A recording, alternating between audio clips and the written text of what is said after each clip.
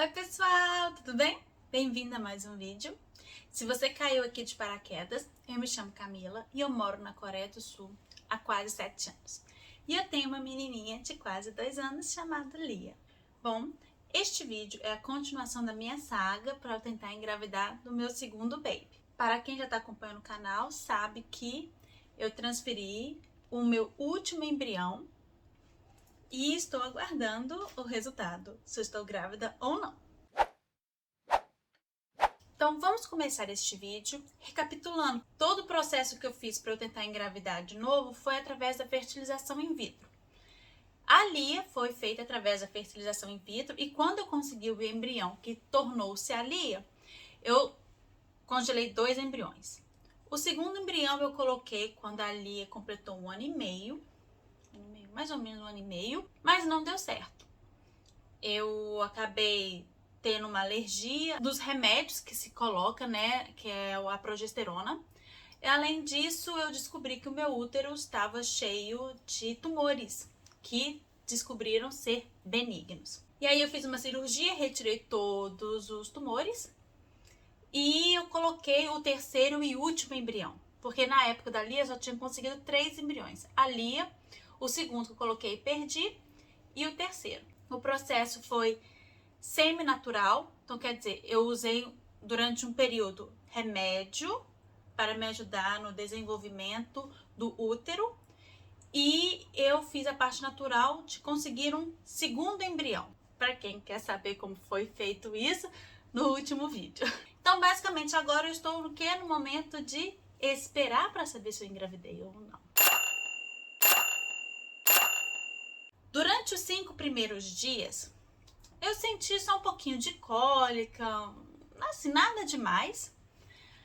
Até que eu senti uma fisgada forte na minha barriga, né? No meu útero. E pra quem viu o último vídeo sabe que no dia anterior, quando eu coloquei o embrião congelado, eu também senti uma fisgada forte, que na teoria deve ser o embrião natural que entrou na parede do útero.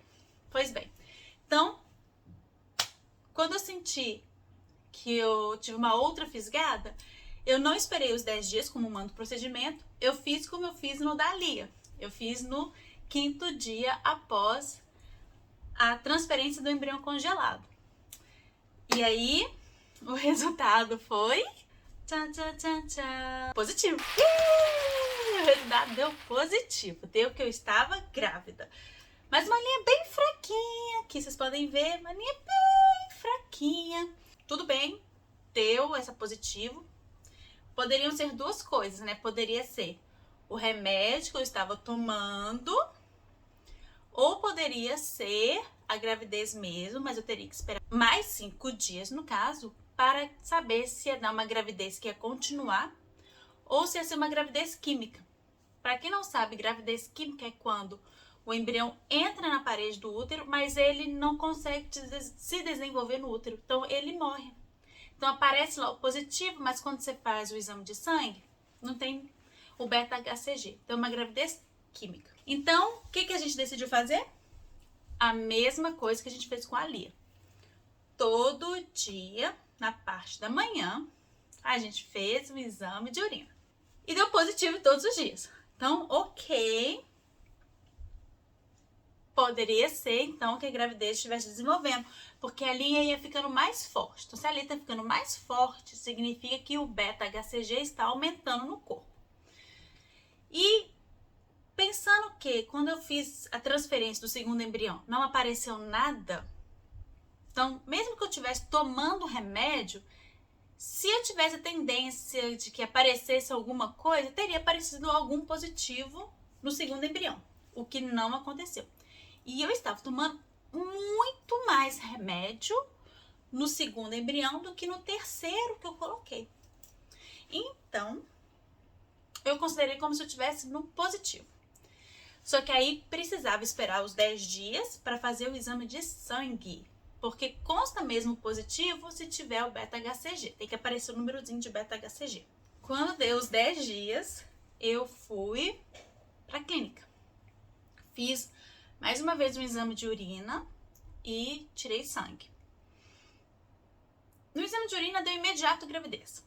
Mas tem que esperar a beta-HCG. Por quê? Porque por mais que tenha beta-HCG, se ele tiver um número X, tem uma linha, né? Que eles falam que a linha é segura para a gravidez continuar a desenvolver. E tem a linha baixa, que se tiver aqui, a gravidez não vai. Pode até seguir um pouquinho, mas não evolui. Então, tinha que esperar para saber qual que era o número que tava.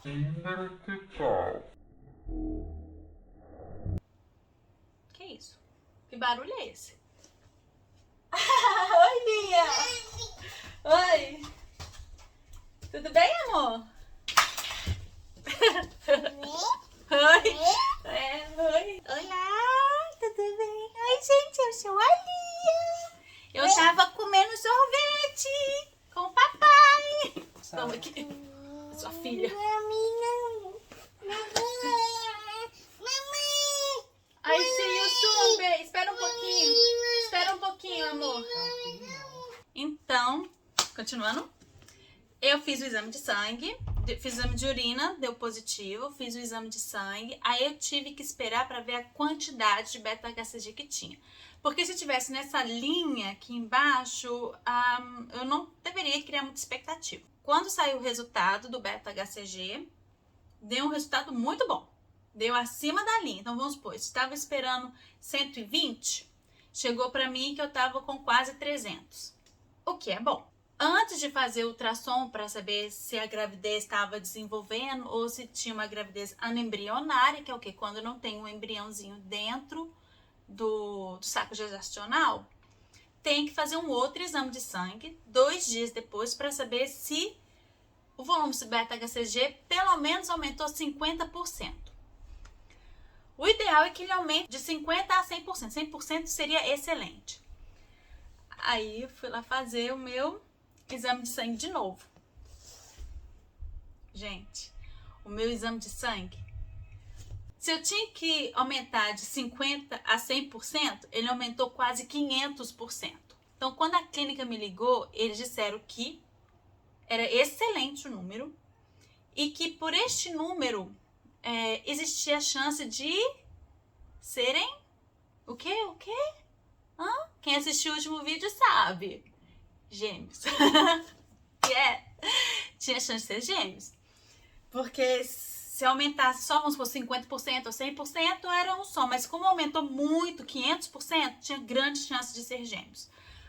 Bom, mas não tinha que esperar, porque tinha que esperar para ver se ia criar o saco gestacional. Então, eu tinha que esperar até a 6ª semana de gravidez. Então, quando eu fiz o meu exame de sangue, eu fiz com 4 semanas. Então, eu descobri que eu estava grávida de 1 ou 2 com 4 semanas.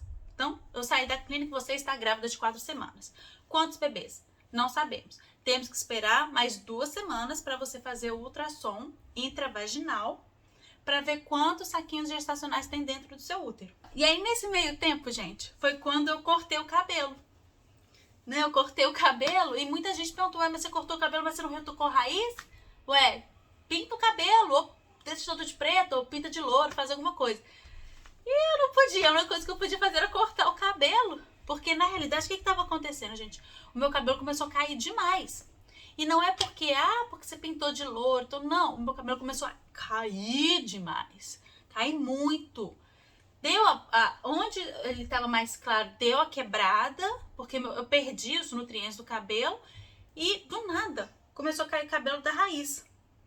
Então, e eu não estava me sentindo muito bem para estar cuidando do cabelo. Eu falei, quer saber? Meu cabelo tá ruim mesmo, tá todo feio, estragado. Vou lá, vou cortar esse cabelo pra ver se ele ganha força e dura mais tempo na cabeça, né?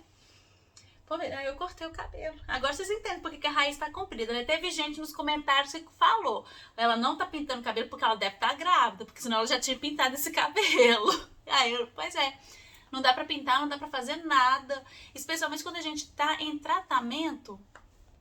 Não faz, porque você não sabe quando é que você vai ficar grávida, né? Você sabe quando você põe o embrião, mas pra você colocar o embrião, algumas mulheres, a maioria das mulheres, eles tentam outros métodos sem ser a transferência. Então, como a minha médica já tinha sugerido a gente fazer semi-natural, né? Que é com o embrião, que Até então eu não sabia que era com embrião congelado e um embrião natural. Então eu fiquei sem pintar o cabelo. Então é por isso.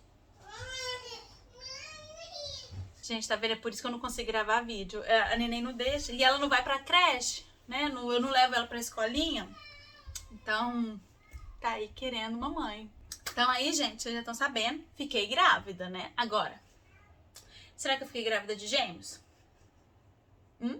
Falo nesse vídeo, deixa pra falar no próximo, hein, gente? O que vocês acham? Vamos falar nesse vídeo, então, se eu fiquei grávida de um, se eu fiquei grávida de dois. Então, beleza, gente. Pelo exame de sangue, de uma alta probabilidade de serem gêmeos, certo? Então, aí completou 6 semanas de gestação, fui fazer a ultrassonografia e o que que deu? Tchan, tchan, tchan, tchan. Grávida estou, tá, gente? Grávida eu estou. Vamos mostrar aqui. Esse aqui é Tchau. Tô grávida de um baby. Tô grávida de um bebê. A médica olhou, procurou. Não, era um só. E não sei se vocês conseguem ver aqui, tem uma microbolinha aqui dentro. Isso aqui significa que é um embrião. Então significa que é uma gravidez normal. Não se sabe se o outro embrião não conseguiu evoluir ou se ele nunca existiu. Mas o que tá mais para ser verdade sim é que provavelmente o embrião não conseguiu evoluir. Um evoluiu e o outro não evoluiu. Por isso que eu tive um pico muito alto do beta-HCG de uma hora para outra. Bom, acontece, né? Mas enfim, tô grávida de um embrião. É isso, a família aumentou. Lia vai ter um irmãozinho ou uma irmãzinha. Tá todo mundo feliz, né? Imagina eu super feliz, animada, né? Consegui, porque era o meu último embrião, então agora a chance de eu engravidar de novo é só natural, né? Não vou fazer mais nenhum tratamento, né? Porque o tratamento ele é muito exaustivo e eu já vou estar com 2 babies, né? Então, se for para ter um terceiro, vai ser mais pra frente e, se Deus quiser, natural, não tomando um monte de remédio e tudo mais. Bom, mas é isso, gente. Espero que vocês tenham gostado. Espero que vocês estejam felizes por mim. E eu espero ver vocês no próximo vídeo. Ah, se você não é inscrito no canal, gostou do conteúdo, se inscreva, né? Tchau, tchau.